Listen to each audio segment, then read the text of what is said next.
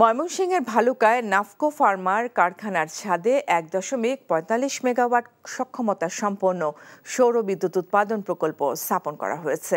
সৌর বিদ্যুৎ অর্থনৈতিকভাবে লাভজনক, কারণ এতে রক্ষণাবেক্ষণ ব্যয় অনেক কম। কোম্পানিটির মহাব্যবস্থাপক ফিনান্স ও অ্যাকাউন্টস মোহাম্মদ মিজানুর রহমান জানান, সৌর বিদ্যুৎ বর্তমানে বৈশ্বিক চাহিদা অনুযায়ী কার্বন নিঃসরণ কমাচ্ছে।